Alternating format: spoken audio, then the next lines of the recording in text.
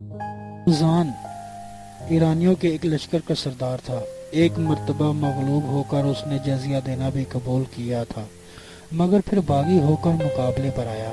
آخر شکست ہوئی اور گرفتار ہو کر اس حالت میں امیر المومنین عمر بن خطاب کی خدمت میں حاضر ہوا۔ سر پر تاج سجا ہوا تھا، شاہی لباس زیب تن کیے ہوا تھا، کمر سے تلوار لٹکی ہوئی تھی اور پیش بہا زیورات سے آراستہ تھا۔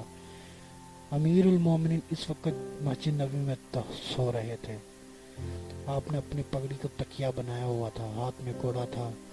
ہرمزان بحیثیت قیدی امیر المومنین کی خدمت میں لایا گیا۔ آہستہ آہستہ لوگوں کا ہجوم ہوتا گیا۔ لوگوں کی کانا پھوسی سے امیر المومنین کی آنکھ کھل گئی۔ دیکھتے ہی بولے، یہ ہرمزان ہے؟ لوگوں نے بتایا، ہاں۔ امیر المومنین نے فرمایا، میں جہنم کی آگ سے اللہ تعالیٰ کی پناہ طلب کرتا ہوں اور اسی سے مدد کا خواستگار ہوں۔ تمام تعریف اللہ ہی کے لیے ہے جس نے اسلام کے ذریعے سے اس ہرمزان کو اور اس کے گروہوں کو ذلیل و رسوا کیا۔ اے مسلمانوں، تم اس دین کو مضبوطی سے تھامے رہو اور اپنے نبی کی ہدایت کو گلے سے لگائے رکھو۔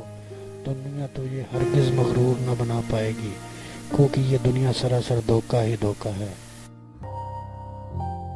ہرمزان کو گرفتار کر کے لانے والے وفد نے کہا، امیر المومنین، یہ اہواز کا حاکم ہے، آپ اس سے تبادلہ خیال کریں۔ امیر المومنین نے فرمایا، جب تک یہ اپنے اس لباس میں رہے گا میں اس سے تبادلہ خیال نہیں کر سکتا۔ چنانچہ ہرمزان نے اپنے جسم سے زرق برق لباس اتارا اور معمولی لباس میں آ گیا۔ امیر المومنین نے پوچھا، بار بار تیری بد عہدی کا تیرے پاس کیا عذر ہے؟ ہرمزان بولا، مجھے خوف ہے کہیں آپ میری معذرت سنے بغیر ہی مجھے قتل نہ کر دیں۔ فاروق اعظم نے فرمایا، ڈرو مت، تمہاری معذرت ضرور سنی جائے گی۔ پھر ہرمزان نے پانی مانگا۔ پانی آیا تو اس نے پیالہ ہاتھ میں لے کر کہا، میں ڈرتا ہوں کہیں یار مجھے پانی پینے کی حالت ہی میں قتل نہ کر دیں۔ امیر المومنین نے فرمایا، تم خوف نہ کھاؤ، جب تک پانی نہ پی لو گے تمہیں کوئی نقصان نہیں پہنچا پائے گا۔ ہرمزان نے یہ سنتے ہی پیالہ ہاتھ سے چھوڑ دیا، اس کا پانی گرا دیا اور کہا، اس شرط کے مطابق اب آپ مجھے قتل نہیں کر سکتے کیونکہ آپ نے مجھے امان دی ہے۔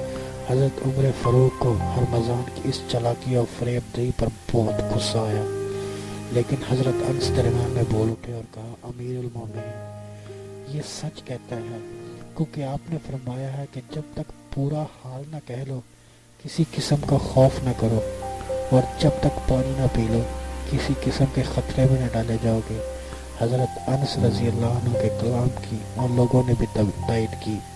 حضرت عمر رضی اللہ تعالی عنہ نے فرمایا، ہرمزان، تو نے مجھے دھوکہ دیا ہے لیکن میں تجھے دھوکہ نہ دوں گا۔ اسلام نے اس کی تعلیم نہیں دی۔ وفائے عہد اور حسن سلوک کا نتیجہ یہ ہوا کہ ہرمزان مسلمان ہو گیا۔ امیر المومنین نے 2000 سالانہ اس کی تنخواہ مقرر کر دی اور وہ مدینے میں ہی رہنے لگا۔ آئیے ہم آپ کو ہرمزان کے بارے میں بتاتے ہیں۔ دراصل یہ ایرانیوں کا نامور سردار تھا۔ قادسیہ کے میدان جنگ سے فرار ہو کر حواز چلا گیا تھا۔ اسلامی فوج نے اسے 2 بار شکست دی اور دونوں بار ادائے جزیہ کی شرط پر اس نے صلح کر لی۔ تیسری بار اس نے رام ہرمز میں شکست کھائی اور تستر پہنچ کر قلعہ بند ہو گیا۔ اس اثنا میں ابو موسیٰ اشعری رضی اللہ عنہ کے لشکر نے تستر شہر پر قبضہ کر لیا تو ہرمزان نے اس شرط پر ہتھیار ڈال دیے کہ اسے فاروق اعظم کی خدمت میں بھیج دیا جائے۔ چنانچہ اس نے زرق برق لباس پہنا اور بڑی شان سے فاروق اعظم رضی اللہ عنہ کی خدمت میں حاضر ہوا، مگر خلیفہ ثانی کے رعب و جلال نے اس کی سیٹھی گم کر دی۔ پھر پانی پینے کے ہیلے سے اس نے امان حاصل کی اور حضرت عمر رضی اللہ کی دعوت پر اسلام قبول کر لیا۔ یہ واقعہ تاریخ کی متعدد کتابوں میں قدرے مختلف الفاظ میں موجود ہے، البتہ ہم نے زیادہ تر محمد رضا کی تالیف الفاروق بن عمر بن الخطاب ثانی خلفاء راشدین سے استفادہ کیا ہے۔